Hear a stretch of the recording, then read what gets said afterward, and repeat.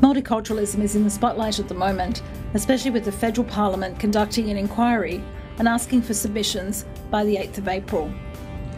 Multiculturalism is a difficult issue.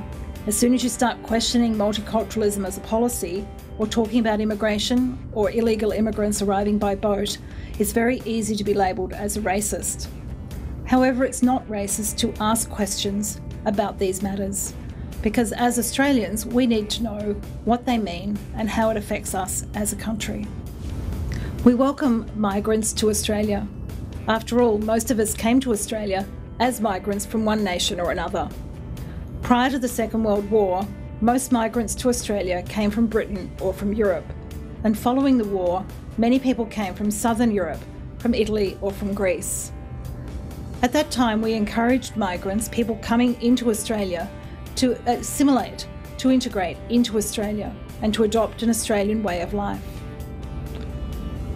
Since then, migrants have come from many other parts of the world, and it's become increasingly difficult to try and describe what an Australian way of life is. But that's the key question. What is our Australian way of life? Our Australian way of life is actually influenced by our Christian heritage. Most of the migrants that came shortly after the war came from nations that had a Christian background, and that influenced them in settling in to our way of life.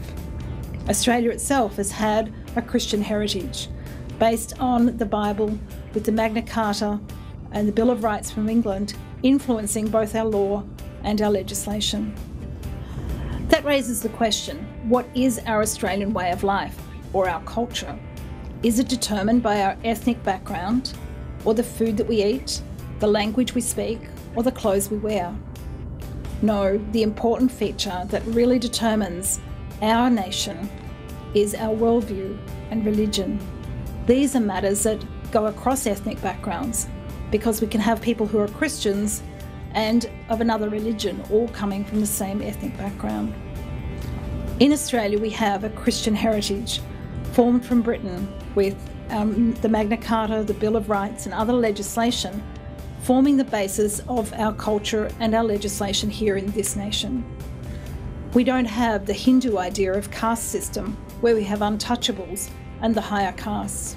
We don't have the Sharia system of law based on Islam, where punishments for some crimes could be the cutting off of a hand, or in some Islamic countries where people are killed when they convert to Christianity. It's the Bible that's the basis of our culture. And that's not become a popular thing to say, even though recently our Prime Minister Julia Gillard said that it was important for people to know the Bible because it was really the basis of our Western civilization. And so that's really what informs our Australian cultural heritage of Christianity. The policy of multiculturalism was first introduced in Australia by the Whitlam government and promoted by then Immigration Minister Al Grasby.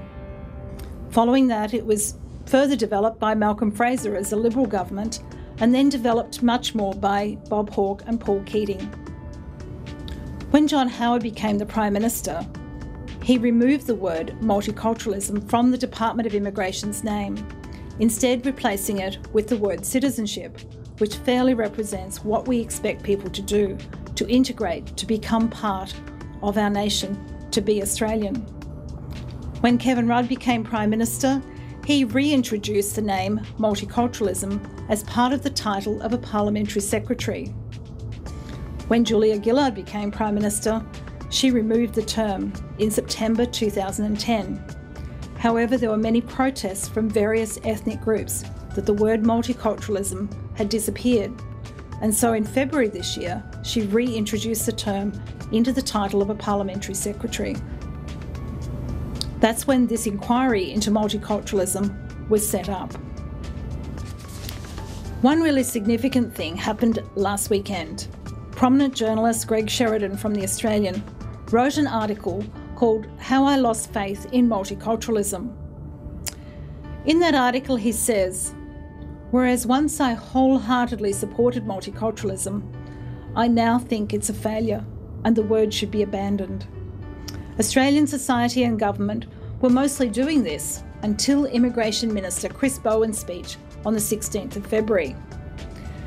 This is a big turnaround for Greg, because back in 1996 he said, "There is nothing in multiculturalism that could cause any worry to the normal person."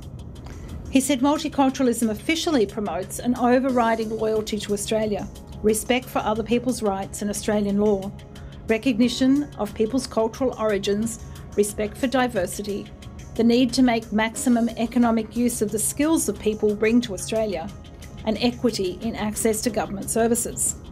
Now that might sound good, but Greg says it hasn't worked. He said it's important to promote the idea of community relations because that's far more inclusive than using the term ethnic. Greg goes on, "It is the real world that's changed my view, turning me into an opponent of multiculturalism." And he identifies 4 factors that led him to this point, and they're important things that we need to consider too. Watching the debate unfold about the illegal immigrants that come to Australia. A month in Europe researching and writing on the immigration issues in Europe. 30 years reporting on political Islam in Southeast Asia. And above all, living for nearly 15 years next door to Lakemba in Sydney's southwest, the most Muslim suburb in Australia. And he documents the rise of violence and the rise of the jihadi culture, especially among second-generation young people in Lakemba. So the question is, what should be done? First of all, we should get rid of the word multiculturalism, and we should write a submission to the Federal Parliament inquiry explaining why we think this term no longer should be used. Secondly, we should encourage community relationships between all people, regardless of their ethnic origin. Thirdly, we should invite everyone to be Australian, not focusing first of all on where they came from, but focusing instead on where they are here in Australia.